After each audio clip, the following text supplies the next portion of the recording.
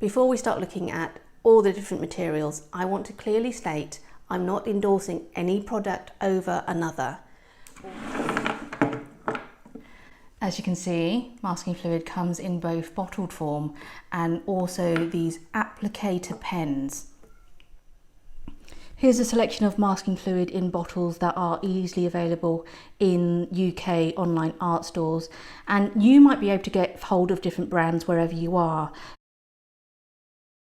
Starting with the Winsor & Newton, this is the brand that I used as a student. A little goes a long way because it's quite runny, which also means it dries pretty quickly and you only have to wait a few minutes before you can begin painting over it if you've applied it properly. This is the Pebeo liquid latex masking fluid. It was gifted to me by fellow Skillshare teacher Jen Dixon, along with some rule pens, which I'll show you later. I would say this is even more runny than the Winsor & Newton, and of course the advantage of it being slightly blue is you can see where it's been applied. This SAA Artist Blue masking fluid is one that I've never tried before, but I thought I would buy it for this particular class. It looks runny, so I'm going to try this out later. This Jackson's masking fluid came with a set along with a little plastic applicator bottle, which I can talk about in a bit. It dries almost colourless, and I would say it's probably the thickest out of this little group. As you can see with this particular Jackson's masking fluid, there is a really gunky film on top, and that is what happens when the seal wasn't airtight. I hadn't used this jar in quite a while, so I was a little surprised to see this, but it's good to show you. There's two pieces of advice that is really important to know about masking fluid. First of all is do not shake it vigorously. Apparently the best way to make sure that it is smooth inside is to just twirl it like this to make sure that it's fully sort of amalgamated inside. And the second one is to decant it into a smaller bottle such as these. Exposing your masking fluid to air will cause the fluid to go bad or dry out faster. You will probably have masking fluid that will deteriorate. Air is your enemy. What I do now is to decant my liquid into a smaller jar like this one. And so that means that my larger one will keep fresher for longer. Now let's move on to these really fancy versions. First of all, let's take a look at this one. We take a close look at this masking eyeliner by Frisk by taking this lid off.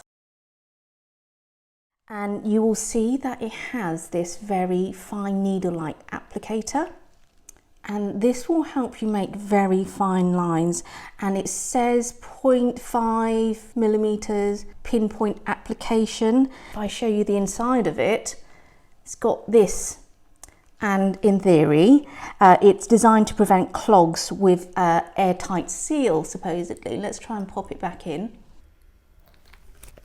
The wire fits inside the nib to clear out any leftover masking fluid, and as I've said, it is a theory because some people have reported clogs inside this and sometimes it can be tricky to use. I will show you the type of line that this fine liner produces.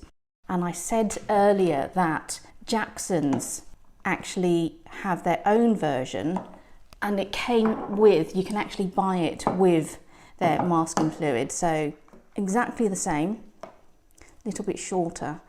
And I suppose that the best way to decant it, their masking fluid, into the bottle is to use like a syringe, like the ones that you get in children's medicine bottles.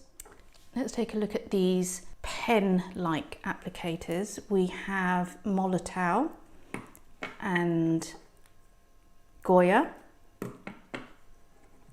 Pebeo, and also this new one by Schmincke. It's not actually a pen as such, but it's another one of those applicator systems. Oh, gunked up there. Applicator systems. And you'll see with all of these, it's pretty much like a marker pen. Again, this is, I will be talking about the advantages and disadvantages of using these. If I unlid these, you'll see that this is what they look like. And you see that all three of these are blue, which will make it easier for you to see once you've applied it. I want to run through a few pros and cons about using masking fluid that comes in jars and also the pre-filled masking pens. I think the fluid that comes in jars lets you use a wider variety of techniques along with different application tools, but it does mean you have to practice a little bit more. Depending on the tools that you use to apply the fluid, the resulting marks can be very varied and expressive, whereas the pre-filled masking pens will probably have a very uniform and consistent line. When you apply masking fluid with a brush, it will eventually ruin it, so you're going to need quite a few old or cheap brushes.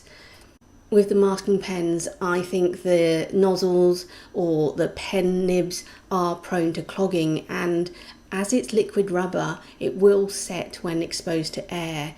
One of the great things about using masking fluid from jars is you can use different size brushes, and if you use a large brush, you can cover a much larger area of paper.